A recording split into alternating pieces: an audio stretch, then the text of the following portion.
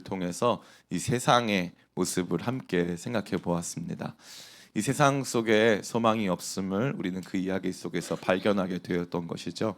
문명, 기술, 예술, 산업, 우리의 삶이 발전하고 날마다 끊임없이 진보한다 할지라도 그 안에는 참된 소망이 없음을, 끊임없는 그러한 상황 속에서 우리는 그 어떤 것도 기대할 수 없음을 우리 지난 시간 말씀을 통해 함께 생각해 보았습니다. 오늘은 새로운 족보, 새로운 계보의 이야기가 저와 여러분 앞에 펼쳐져 있습니다. 하나님께서는 언제나 이 세상과 반대되어지는 하나님의 자손들, 하나님의 백성들, 하나님 나라의 사람들에 대한 이야기를 저와 여러분 가운데 들려주고 계신 것이죠. 저와 여러분 모두가 하나님 나라에 속한 하나님의 백성인 줄 믿습니다. 이 하나님 백성의 이야기가 이 세상, 소망 없는 세상 속에서 소망을 주는 이야기다. 지난 시간 그 그림자와 같은 이야기, 그 힌트를 함께 생각해 보았고, 오늘은 본격적으로 어떻게 하나님 나라 백성들이 이 땅에 소망이 되는가, 또 그들이 어떠한 삶을 살게 되는가를 같이 생각해 보며 오늘 우리의 삶을 그 말씀 속에 비추어 보기를 원합니다. 그러한 가운데 오늘 이 말씀이 주는 놀라운 이야기들이 참 많이 있는데, 몇 가지 중요한 우리 관찰의 내용들을 생각해 볼 필요가 있습니다. 첫 번째는 바로 하나님께서 하나님의 형상으로 우리를 지으셨다는 것이 무엇인가 하는 것입니다. 우리 1절부터 3절까지 말씀 같이 한번 읽어보겠습니다. 시작. 이것은 아담의 계보를 적은 책이니라. 하나님이 사람을 창조하실 때 하나님의 모양대로 지으시되 남자와 여자를 창조하셨고, 그들이 창조되던 날에 하나님이 그들에게 복을 주시고 그들의 이름을 사람이라 일컬으셨더라. 하나님은 아담은 130세에 자기의 모양 곧 자기의 형상과 같은 아들을 낳아 이름을 셋이라 하였고. 아멘. 여기 보니까 1절에 하나님이 사람을 창조하실 때 하나님의 모양대로 지으셨다라고 되어 있습니다. 우리는 하나님께서 사람을 창조하실 때 인간이 갖게 된 하나님의 형상과 모양에 대하여서 다양한 신학적 검토를 합니다. 그래서 하나님의 형상이 무엇인가, 책임을 맡은 인간, 하나님과 같은 지성적인 인간, 인격적인 존재, 다양한 신학적인 언어로 하나님의 형상과 모양을 가진 인간에 대해서 그 의미를 찾고자 합니다. 너무 놀라운 것은요, 여기 등장한 3절 말씀으로 말미암아 하나님의 형상과 모양으로 지음받은 인간이 어떠한 존재인가를 알 수 있는 거죠. 보니까 3절에 아담은 130세에 자기의 모양 곧 자기의 형상 같은 아들을 낳아 이름을 셋이라 하였고 라고 되어 있어요. 그러니까 너무 놀랍게 아담이 셋을 낳았을 때 이 셋은 자기의 모양, 아담의 모양과 아담의 형상이었다. 그러니까 하나님이 인간을 하나님의 모양과 형상으로 지으심은 뭐다? 하나님이 인간을 자녀로 지으신 것이다. 그래서 하나님과 인간과의 관계는 하나님 우리 아버지가 되시고 우리는 그분의 자녀라는 것입니다. 이 너무나도 중요한 거예요. 그러니까 하나님을 대하고 또 하나님 우리를 상대하실 때 하나님께서 아버지시고 우리는 그분의 자녀로 서로 만나게 된다라는 것입니다. 이것이 하나님과 우리의 관계 맺음의 첫 번째 모습이다. 그러니까 약속의 자녀들은 이러한 하나님의 자녀됨을 날마다 기억하고 하나님의 자녀됨 가운데 살게 된다는 거예요. 전 세계에서 모든 종교 중에 하나님을 아버지라고 부르는 종교는 뭘까요? 우리밖에 없어요. 놀랍게도 어떤 종교도 하나님을 아버지라고 부르지 않습니다. 하나님을 일종의 창조하신 분이기 때문에 창조하신 피조세계의 아버지 정도로 그분을 문학적인 상징으로 부르는 경우는 간혹 있어요. 그러나 실제적으로 하나님과 우리와의 관계가 하나님이 그냥 내가 너 아버지 되어줄게 이게 아니라 처음부터 인간을 만드실 때 마치 자녀가 부모를 닮는 것처럼 하나님께서 하나님을 닮은 자녀들로 우리를 창조하셨다라고 말해주는 종교는 우리밖에 없습니다. 너무나 놀라운 거예요. 그러니까 약속의 자녀들이 갖는 첫 번째 특권은 무엇이냐? 하나님의 자녀됨을 누리는 특권인 줄 믿습니다. 하나님의 자녀됨, 하나님 안에서 머물러 있음. 목사님, 그러면 가인의 후손들도 하나님 자녀 맞습니까? 맞아요. 그들도 하나님의 자녀가 맞습니다. 그런데 그들 안에는 뭐가 없죠? 그들 안에는 언약이 없어요. 그들 안에는 약속이 깨어져 버리고 그들은 범죄 가운데 머물러 있기 때문에 하나님의 자녀됨을 충만하게 누릴 수 없게 되는 거예요. 이것이 비참한 것이죠. 그러니까 지나가는 사람들, 예수 믿지 않는 사람들도 하나님의 자녀가 맞아요. 맞는데 언약 백성, 약속의 자손들, 이 아담으로부터 출발하여서 셋, 지난주에 뭐라고 했습니까? 이 셋은 이 아벨을 대신하여서 주신 아들이라고 되어 있지 않습니까? 아벨의 희생 다음에, 아벨의 희생 이후에 생긴 아들이 셋이라 그랬어요. 그러니까 이 아들은 희생에 따라 생긴 아들이란 뜻이죠. 그러니까 이건 누구를 의미하는 거예요? 예수 그리스도 십자가 희생 뒤에 하나님께 자녀된 우리를 상징하는 거예요. 그래서 이 언약 백성들은 하나님을 아버지로 부르게 된다라는 거예요. 너무나도 중요한 메시지가 아닐 수 없는 것입니다. 제가 신학교 다닐 때 첫 번째 만났던 이 말씀 강사님이 계셨는데, 박용규 목사님이라는 분이셨는데, 이분이 이 기도할 때마다 하나님 아버지라고 못 부르셨대요. 왜냐하면 아버지에 대한 너무 안 좋은 기억이 있어가지고, 아버지가 술만 먹으면 집에 와서 엄마 때리고 자기들 때리고 그러면서 막 물건 다 집어 부수고 하는 일이 일상적으로 반복되니까 하나님 아버지라고 하는 표현이 망설여지다라는 거예요. 해본 적이 없대요. 한 번도. 하나님 아버지는 잘 못하겠고, 주님, 하나님 이건 했는데 하나님 아버지라는 표현을 못했다는 거죠. 그러다가 이제 이분이 이제 처음으로 하나님 어머니라고 기도를 해봤대요. 한 번. 이단 아니고, 하나님의 교회 아니고 한 번 해봤대요. 하나님 어머니 이렇게 기도해봤대요. 그러니까 그 전까지는 하나님과의 관계가 굉장히 멀었는데, 하나님의 아버지 되심은 하나님의 남성성을 의미하는 게 아니에요. 하나님의 아버지 되심은 fatherhood, 하나님의 아버지 되심은 하나님의 부모 되심을 의미하는 거거든요. 그래가지고 이 부모 되심은 하나님의 인자한 사랑과 동시에 하나님의 아버지 되심으로 나타나는 하나님의 강권적인 그분의 도움과 그분의 보호하심을 상징하는 거예요. 그러니까 하나님의 어머니라고 생각하니까 하나님에 대해서 그분이 가지고 있었던 고정관념이 깨지기 시작하면서 하나님과의 관계가 회복되고, 그 다음부터 하나님은 내가 알고 있던 아버지가 아니구나, 하나님은 그런 아버지가 아니구나 라는 것을 발견해서 하나님과의 아버지와 자녀로서의 관계가 회복됐다라는 간증을 들은 적이 있어요. 그 저한테는 큰 의미가 있었어요. 왜냐하면 저는 아버지가 없거든요. 아버지가 없었기 때문에 아버지가 어떠한 모습인지를 몰라요. 그래서 제가 지금도 40대 중반이 넘어갔지만 지금도 40대 중반의 남자가 어떤 선택을 하는 게 맞는지를 늘 모르겠는 거예요. 늘 물어보고 싶어. 근데 이제 잘 이게 제 마음 가운데 와닿질 않는 거죠. 어떻게 될지를 모르겠으니까. 그만큼 아버지의 역할이 굉장히 중요하고 큰 것인데, 이 하나님의 아버지 되심을 온전히 누리지 못하게 되면 우리 안에서 하나님과의 관계가 소원해지는 거예요. 근데 약속의 자녀들은 우선적으로 하나님께서 이 족보에서 먼저 보여주신 내용이 무엇입니까? 하나님이 이 족보는 하나님부터 연결되는데, 하나님이 아담을 어떻게 만드셨다? 하나님의 형상과 모양대로 만드셨다는 거예요. 그래서 아담은 하나님의 자녀다. 하나님께서 아담을 만드셨을 때 마치 하나님께서 출산하신 것 같은 모습으로 하나님께서 아담을 낳으셨다라고 하는 이 메시지가 우선적으로 약속의 자녀들에게 주어지고 있다라는 사실입니다.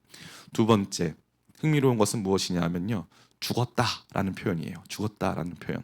여러분이 같이 보시는 것처럼 4절부터 끝까지 말씀 보면요, 제가 읽어드리겠습니다. 여기 보면 뭐라고 되어 있습니까? 아담은 셋을 낳은 후 800년을 지내며 자녀들을 낳았으며 그는 930세를 살고 죽었더라. 낳았고 죽고 낳고 죽고가 반복되고 있다는 것을 볼 수 있어요. 그럼 우리가 앞에 4장 살펴봤던 가인의 후손, 가인의 자손의 족보에는 죽었다는 표현이 없어요. 죽었다는 표현이 없어요. 목사님, 그러면 가인의 자손은 영생하고 이 셋의 자손, 아담의 참된 언약의 후손들은 영생하지 못했던 뜻입니까? 그게 아니에요.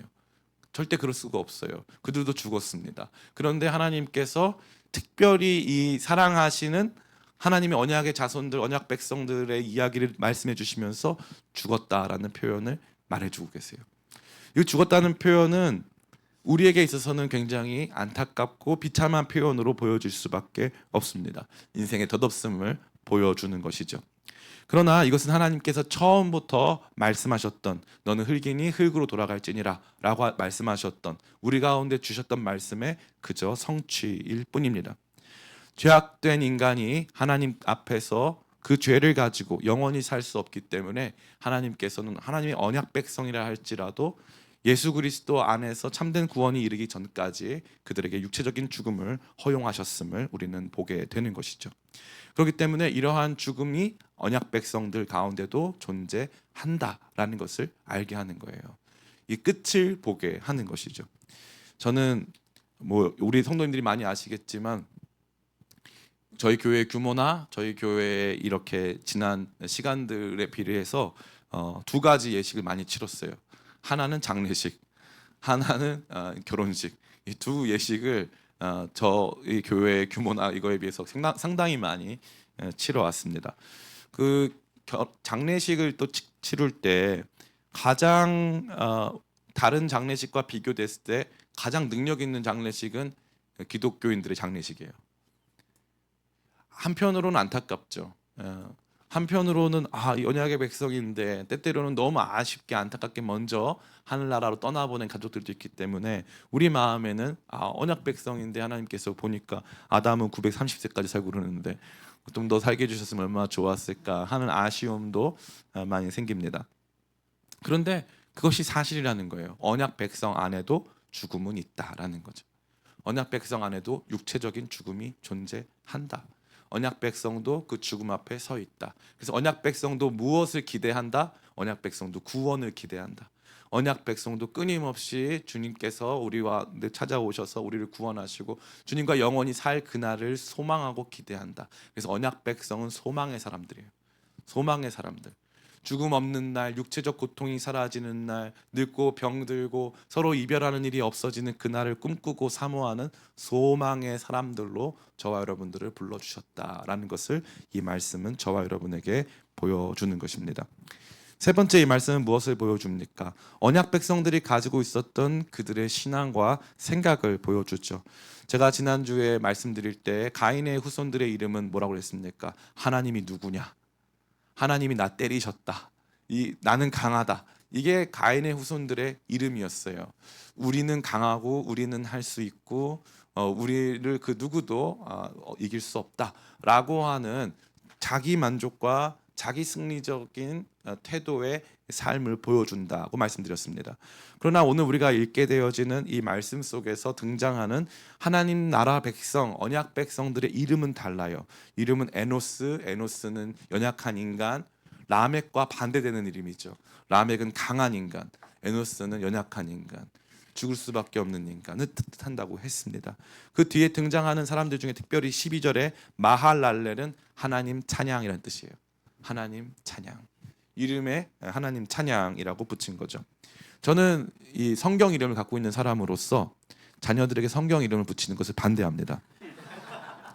그리고 저한테 가끔 자녀들의 이름을 이렇게 의뢰하는 경우가 있습니다. 뭐 차용하는 경우, 쓰는 경우도 있고 안 쓰는 경우도 있는데 안 쓰는 경우도 제가 상처받지 않으니까 제가 계속 이렇게 이름을 공급해 드리는 편입니다. 근데 그 이름 중에 성경 이름을 짓는 것에 대해서는 저는 완전히 반대해요. 완전히 반대합니다. 그 탁재훈 씨 매니저 이름이 이헵시바래요. 이헵시바. 남자인데 이헵시바. 헵시바는 나의 기쁨이란 뜻입니다. 그러니까 별명이 뭐겠어요? 시바예요. 그래서 계속 그렇게 부르더라고요. 보면서 너무 마음이 아팠어요. 그 생활을 하면서 얼마나 많은 놀림과 이런 걸 당하겠습니까? 제가 이제 신학교를 갔는데 우리 학교는 이제 옥상에서 돌을 던지면 모세, 다윗, 뭐 사무엘, 요한 이런 사람들이 맞아요. 옥상 돌 진짜로 확률적으로 그럴 수밖에 없어요. 돌을 던지면 다 맞습니다. 그런데 놀랍게도 제가 있을 때 한 자매 이름이에요. 교회 음악과 자매 이름인데 김할렐루야 자매가 있었어요. 얘가 태어났을 때 너무 감사한 나머지 애 이름을 할렐루야로 지은 거예요. 그건 너무한 거 아닌가? 주민등록증에 다 안 들어간대요. 김할렐루까지 들어간답니다. 나중에 루야도 예뻤을 것 같아요. 루야만 했어도 참 좋았을 것 같은데 그 할렐루야까지 짓는 거는 좀 과하다 이런 생각을 많이 하죠. 딱 여기 보면은 그런 사람들의 이름이 등장해요. 어쩔 수 없어요. 언약 백성들 안에 그런 이름이 있습니다. 여기 보니까 마할랄렐 하나님 찬양. 야렛은 무슨 뜻인 줄 알아요? 낮아짐이란 뜻이에요. 낮아짐. 야렛은 낮아짐. 에녹은 드려짐이란 뜻이에요. 에녹은 드려짐. 얼마나 기가 막혀요. 이 사람들이 고백하는 신앙은 이런 신앙인 거예요.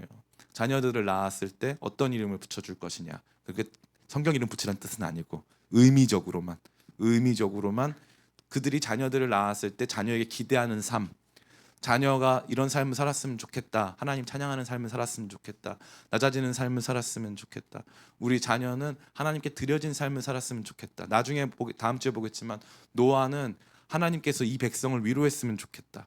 노아를 이름을 지으면서 이 노아의 아버지였던 라멕은 너무 놀랍게 어떻게 생각했냐면은 내 아들이 태어나서 지금 이 땅을 살아가는 사람들의 위로가 되었으면 좋겠다라고 고백을 하는 거예요. 나 한 사람 잘 살고 내 아들이 이 땅에서 태어나서 행복하게 잘 사는 게 아니라 이 아들이 이 땅을 위로하는 존재였으면 좋겠다라고 하는 소망과 기대를 갖고 아이에게 이름을 붙여줬다는 거죠. 그러니까 세계관이 다르고 가치관이 다른 거예요. 하나님 나라 백성은 세계관과 가치관이 다른 것입니다. 무엇이 더 가치 있는 삶인가, 무엇이 더 아름다운 삶인가를 바라보는 시선과 관점이 완전히 다르다는 것이죠. 이것이 오늘 이 말씀 속에 아름답게 드러나 있는 것입니다. 마지막이죠. 마지막 네 번째는 무엇입니까? 마지막 네 번째는 언약 백성의 삶의 가장 중요한 것은 하나님과의 동행이다라는 것입니다. 우리 21절부터 24절 같이 읽겠습니다. 시작.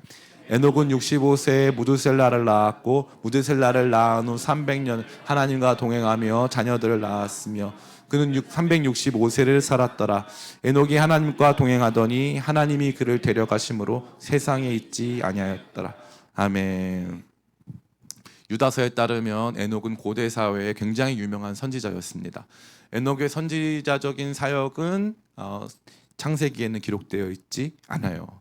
에녹은 아주 유명한 사역자였음에도 불구하고 에녹에 대한 표현은 하나님과 동행하였다라고 하는 이 말씀으로 그냥 정리되고 있습니다. 하나님과의 동행, 하나님과 함께 걸음, 하나님과 어디를 가든지 하나님과 함께함, 이것이 에녹에게 주어진 삶이었고 에녹은 그런 삶을 아름답게 살아낸 것이죠. 우리 평생을 마치고 육신의 호흡이 끝나서 하나님 나라로 들어가는 그때에 우리 자신에 대해서 세상이 뭐라고 평가할까요? 무엇을 남겼다고 이야기할까요? 어떤 박사학위가 있고 얼마나 돈이 많았고 얼마나 사회적으로 명망이 있었고 유명한 사람이었는지 우리는 거기에 주목하지만 하나님 나라 백성이 정말 끝까지 기억되고 그 안에서 이 하나님께 가치 있게 여김받는 것은 하나님과의 동행인 줄 믿습니다. 하나님과 동행하였는가 아닌가, 하나님과 얼만큼 동행하는 삶을 살았는가, 그것이 우리에게 가장 중요한 내용임을 이 말씀은 저와 여러분에게 보여주고 있어요. 그럼 하나님과의 동행은 어떠한 모습일까요? 하나님과의 동행은 맨날 기도원에 가 있는 걸까요? 하나님과의 동행은 맨날 교회 와서 있는 것일까요? 여기 보니까 에녹은 65세에 무드셀라를 낳았고 또 무드셀라를 낳은 후 300년을 하나님과 동행하며 자녀들을 낳았으며, 하나님과 동행을 했는데 자녀들도 낳았대요. 그럼 무슨 말이에요? 하나님과 동행했는데 가정생활을 했다는 거예요, 안 했다는 거예요? 했다는 거예요. 하나님과 동행하면서 가정생활, 부부생활 다 했다는 거예요. 하나님과 동행하면서도 가정생활, 부부생활 다 할 수 있다. 하나님과 동행하면서 자녀들 키울 수 있다. 하나님과 동행하면서도 얼마든지 그러한 일상을 살아낼 수 있다라는 것을 저와 여러분에게 보여주는 것입니다. 우리의 일상과 거룩한 신앙의 삶을 자꾸 우리는 구분하려고 하지만 이 말씀이 보여주는 것은 일상과 신앙적 삶은 결코 구분되지 않는다는 거예요. 결코 구분되지 않습니다. 우리는 종종 신앙생활이라는 말을 사용하죠. 근데 신앙생활이 따로 있고 일상생활이 따로 있는 것처럼 보일 때가 많잖아요. 신앙이 생활인 줄 믿습니다.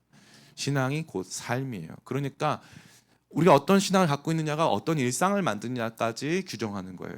그렇기 때문에 하나님과의 동행이 저와 여러분에게 가장 필요한 거예요. 가장 필요한 겁니다. 제가 인도에 가니까 선교사님이 기도를 하루에 한 70번 정도 하세요. 아침에 일어나서 기도하고, 같이 모였을 때 기도하고, 밥 먹을 때 기도하고, 체조할 때 기도하고, 같이 차 타고 갈 때 내리면서 기도하고, 탈 때 기도하고, 같이 밥을 먹다가 물을 마시고 기도하고, 물 마시고 나가지고 기도하고, 그밥 다 먹고 나서 기도하고, 누구랑 얘기하다가 갑자기 뭐 성민 형제랑 같이 막 얘기를 하다가 이번에 뭐 어땠냐 뭐 얘기하다가 저 사실 이랬어요, 그러면 기도하자, 바로 기도하고, 같이 있는 동안 70번 80번을 기도합니다. 계속 기도를 하는 거예요. 그러면서 제가 느꼈는데 그분이 일상생활을 못하냐? 일상생활 굉장히 잘하세요. 굉장히 잘하세요. 아무 문제가 없어요. 그런데도 계속 기도하는 삶을 사는 거죠. 제가 이번에 집회를 갔다 왔는데 이 집회를 하는 동안 저를 이제 의전해 주신 집사님이 계셨어요. 남자 집사님이 계셨는데 이 집사님이 저를 딱 태워다 주면서 목사님 내일 저희 딸이 결혼합니다 이러시는 거예요. 아니 그럼 집사님 여기 안 계셔야 되는 거 아니냐. 그랬더니 저희 아내까지 다 여기 와 있습니다. 그리고 본인이 이제 웨일즈 선교를 갔다가 이제 거기도 웨일즈 선교를 하더라고요. 선교를 갔다가 청년부 수련회를 이렇게 하면서 저를 도와주시다가 이제 다음 날 딸 결혼식을 하고 제주도 선교를 가신대요. 그래서 제가 지금 그러면 딸을 거의 버린 거 아니냐. 그랬더니 그게 아니라는 거예요. 딸이 이 스케줄에 낀 거라는 거예요. 자기의 여름 사역 스케줄에 딸이 낀 거라는 거예요. 걔가 껴가지고 힘들다는 거예요. 자기는 분명히 이때 결혼하지 말라 그랬다는 거예요. 자기는 저기 일정이 있다. 이때 결혼하면 안 된다고 얘기를 했는데 그 남편 되는 형제님이 축구 선수고 뭐 이래가지고 딱 이때가 뭐 하는 기간이어서 이때밖에 안 된다 그래가지고 결혼을 한다는 거예요. 그러면서 보면서 너무 행복하대요. 본인의 삶은 너무 행복하고 너무 감사하고 그 얘기를 저한테 막 하는 거예요. 그래서 자기 이 교회 만난 게 너무 자기 복이어서 그 얘기 들어보니까 훈련이 빡세대요. 훈련이 너무 빡세대요. 그런데도 자기는 너무 감사하고 행복하고 이 교회에 온 게 자기한테는 복이라고 그 얘기를 하시더라고요. 그러면서 좀 많은 생각을 했어요. 우리에게 있어서 교회 생활이 주는 상처, 교회 생활이 주는 어떻게 보면 소진 이런 것들이 있지 않습니까? 그러다 보니까 우리 신앙생활과 일상생활이 구분되지 않으니까 힘들다라고 하는 생각도 참 많이 있는데 어떤 사람들한테는 전혀 그렇지 않다는 거예요. 일상생활을 살게 하는 힘이 신앙생활에 있음을 경험하는 사람들, 그래서 신앙과 일상이 하나임을 경험하는 사람들, 아침에 잠에서 깨서 말씀으로 깨어나고 기도로 깨어나는 사람들, 밤에 잠들 때 기도와 말씀으로 잠드는 사람들, 그러한 고민 속에 살아가는 사람들이 있다라는 것이죠. 이게 하나님 백성의 중대한 특징이다라는 것을 이 말씀은 저와 여러분 가운데 보여주고 있습니다. 그래서 오늘 이 말씀을 우리 가운데 적용해 볼 때 세 가지 정도로 적용할 수 있습니다. 첫 번째, 그 내용을 함께 같이 읽어볼까요? 시작. 세상의 진정한 소망은 우리에게 맡겨진 삶을 잘 살아내는 것. 아멘. 그저 살아내는 것. 여기 보니까 뭐라고 되어 있습니까? 낳고 죽고 낳고 죽고. 근데 이 사람들이 누구라 그랬어요? 가인의 후손으로 말미암아 소망 없는 세상에 하나님께서 주실 약속을 가지고 살아가는 사람들이라는 거예요. 그럼 이 사람들이 어떠한 어마어마한 업적을 이루었기 때문에 가치 있느냐? 아니라는 거예요. 그저 주어진 삶을 잘 살고 죽고 살고 죽고. 그래서 어디까지가 우리 사역이냐? 잘 죽는 것까지. 죽는 것까지가 우리 사역이에요. 잘 죽는 것까지. 그 중간의 내용은 성경에 기록할 필요도 없어요. 그건 우리 힘과 능력으로 되어지는 것이 아니라는 것이죠. 많은 분들이 저한테 얘기하세요. 목사님 얼굴이 많이 편안해졌다. 그리고 뭔가 이렇게 굉장히 모든 게 더 사람이 안정된 것 같다. 맞습니다. 모든 기대를 버렸기 때문이에요. 특별할 일은 일어나지 않는다. 기대를 다 저버리고 뭐 되게 잘하려고 하지 않습니다. 설교도 얼마 전에 강서민 집사 그러더라고요. 요즘 설교는 거의 목사님이 이유식 떠 먹여주는 수준이다. 옛날에는 들으면 좀 어려웠는데 지금은 막 거의 뭐 밥 들어간다 해가지고 그냥 이유식 떠 먹여주는 수준으로 아주 쉽게 막 적용도 하나씩 이렇게 딱딱딱딱 해주고 너무 친절하다. 그래서 제 마음 안에 이제 편안해졌어요. 왜냐하면 그 전에는 몇 년 동안 뭘 이뤄내야 된다라는 생각이 있었어요. 몇 년 동안 해서 뭘 이뤄내야 한다. 결국 이 나이 때 이걸 못 이뤄내면 안 된다라고 하는 그런 조바심과 그러한 저만의 공로의식이 있었던 거죠. 그런데 말씀을 가만히 보니까 그 꽃이 계절에 따라 각자 다르게 피듯이 하나님께서 또 그 꽃이 나 이 꽃 필 거야라고 정할 수 없듯이 하나님께서 우리에게 맡겨주신 삶은 능동성의 삶이 아니었던 거예요. 하나님께서 우리에게 맡겨준 삶은 수동성의 삶이에요. 능동적 수동성. 그래서 마치 식물이요 보면은 이 끝에 이제 뿌리가 있잖아요. 뿌리가 있으면 이제 물이 좀 이렇게 거의 가깝게 있죠. 그러면 식물이 이 물에 닿으려고요 막 애를 써요. 그래가지고 물에 쫙 닿으면 그때부터 생명이 쫙 이어지거든요. 그런 것처럼 너무 놀랍게도요 가만히 있는 것 같은 식물인데 그 가만히 있어야 돼요. 그거 있다고 크게 달라지지도 않아요. 그런데 거기에 붙어서 살려고 살아내려고 그냥 애쓰는 거예요. 주어진 삶을 살아내려고. 그게 우리한테 너무나 소중하고 중요한 내용임을 이 말씀을 통해 배우게 되는 것입니다. 그것이 세상의 소망인 거예요. 우리가 뭘 해냈기 때문에, 뭘 돌파해냈기 때문에 세상의 소망이 되지 않는다는 것이죠. 저는 예전에 어떤 선교단체와 굉장히 친밀한 관계를 가지고 있었는데, 그 선교단체에서 맨날 얘기했어요. 우리 시대에 예수님의 재림을 앞당기자. 근데 성경에 보니까 예수님이 니네가 더 빨리 복음 전하면 내가 더 빨리 올게라고 말하신 적이 없어요. 복음을 더 빨리 전하면 내가 더 빨리 올게라고 말한 적이 없다니까요. 그래서 우리는 주님의 때를 그저 기다리면서 내게 주어진 삶을 살아내면 되는 거예요. 주님과 동행하면서. 그런데 우리가 그것을 알지 못한 채 자꾸 주님을 위해서 더 큰 거를 하려고 하는 거죠. 더 큰 거, 더 많은 거를 하려고 애를 쓰는 것입니다. 그러면 그 나 힘들게 하고, 가족들 힘들게 하고, 주변 사람 힘들게 하고, 교회 힘들게 하는 일이 빈번하게 일어나는 것입니다. 세상의 진정한 소망은 우리 그리스도인들이 각자의 자리에서 맡겨진 삶을 잘 살아내는 것인 줄을 믿습니다. 제가 이번에 집회한 교회가 이제 울산에 있는 교회인데, 울산에선 제일 큰 교회입니다. 10,000명 정도 이제 다니는 교회인데, 이 울산에 있는 교회인데 울산 인구가 100만 명 정도 된다 하더라고요. 근데 그 울산의 인구 중에 크리스찬 비율이 3%예요. 3%. 그 3%가 얼마나 작은 숫자냐면요. 30명이 있으면은 이제 한 명 정도, 한 명 정도가 이제 크리스찬인 거예요. 그러면 요즘 학급이 거기 울산에도 얘기 들어보니까 한 반에 중학생 같은 경우에 한 반에 15명 있는 반이 있대요. 그러면은 한 반에 크리스찬이 한 명도 없을 확률이 있는 거예요. 한 반에 크리스찬이 아예 한 명도 없을 확률이 있다는 거예요. 두 반 합쳐야 한 명 있을까 말까 한 그런 확률이 있다는 거예요. 그 보면서 막 소망이 없다고 사람들이 그러는 거예요. 제가 가만히 생각해 봤는데 기독교는 원래 그래요. 원래 그동안 우리가 15% 정도 됐는데 15%가 조금 양이 많았던 거예요. 원래 우리는 적은 인원이지만 세상을 바꿔왔어요. 그게 원래 우리한테 주어진 사명이에요. 바닷물에 소금이 15%씩 있지 않습니다. 그렇지만 바닷물은 유지되고 끊임없이 보존될 수 있는 거예요. 우리도 마찬가지예요. 우리가 뭘 해내고 뭘 바꿔내고 막 뭐 엄청난 일들을 해냈다고 해서 달라지는 일은 없어요. 그러나 우리가 그저 살아내는 삶, 우리가 낳고 죽고, 주님 제가 이 땅에서 한 거라고는 아무것도 없어요. 그저 살아낸 그 삶이 가치가 있는 줄을 믿습니다.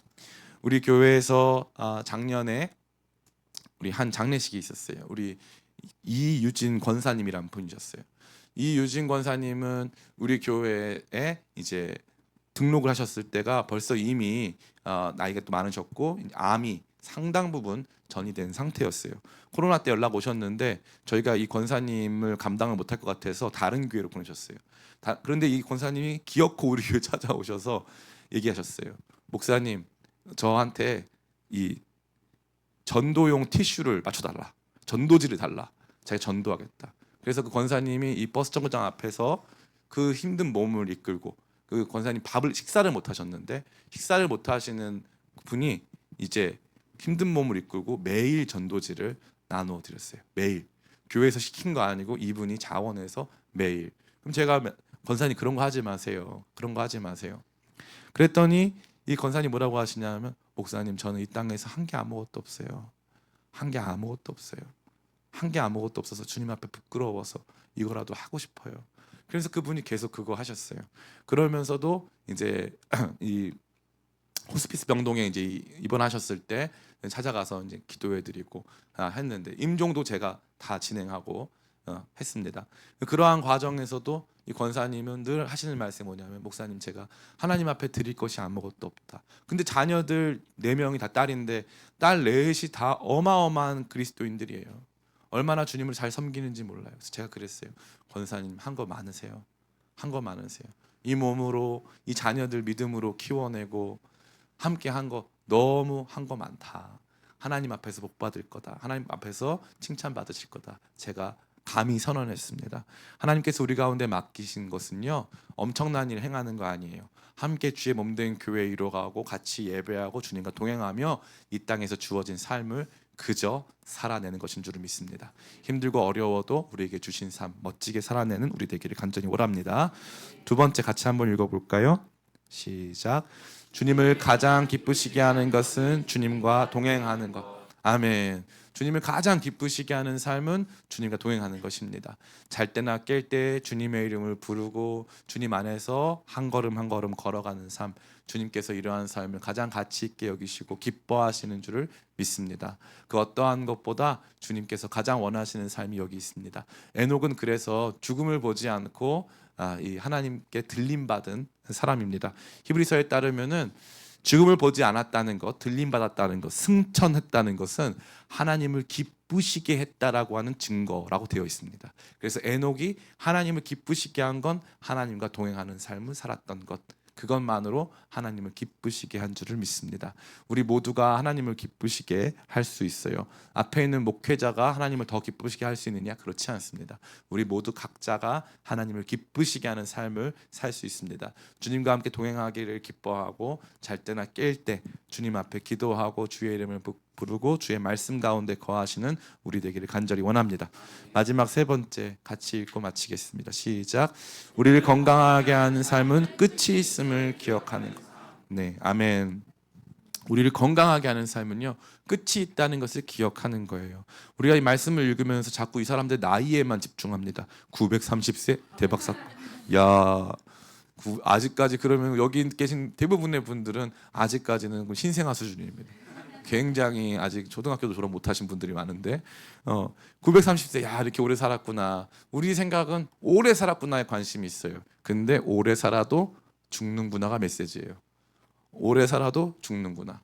930세를 살아도 죽을 때쯤 되면 무서웠을 거예요. 930세를 살아도 내가 좀 더 살 수 있을 것 같다라는 생각도 했을 거예요.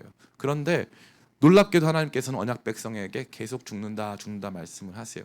그렇게 하면은 결국에는 이제 우리 삶이 끝이 있다라는 메시지를 전해주는 것이죠. 끝을 기억하는 사람, 끝을 기억하고 행동하고 결정하는 사람처럼 지혜로운 사람은 없습니다. 나한테도 끝이 있을 거야. 언젠가 이것이 끝나는 시간이 올 거야를 기억하는 사람. 그것처럼 지혜로운 삶은 없다는 거죠. 그래서 하나님께서 하나님 백성에게 끊임없이 이것을 말씀해 주시고, 특별히 에노스라고 하는 이 이름, 셋이 그의 아들을 낳아서 에노스를 불렀을 때, 에노스를 낳았을 때부터 사람들이 여호와의 이름을 불렀다고 되어 있어요. 그때부터 예배하는 거예요. 아, 끝이 있구나. 죽음이 있는 거구나. 나 영원히 살 거야. 그럼 예배할 수가 없어요. 아, 끝이 오는구나. 나도 언젠가 주님의 심판대 앞에 서게 되겠지. 그런 마음 가질 때 우리의 삶이 더 건강해지고 우리의 삶이 하나님께서 주시는 약속을 더욱더 굳게 붙잡고 믿는 역사가 있는 줄을 믿습니다. 이러한 삶으로 하나님의 언약 백성답게 살아가는 저와 여러분 다 되시기를 예수님의 이름으로 축원합니다. 우리가 찬양할까요?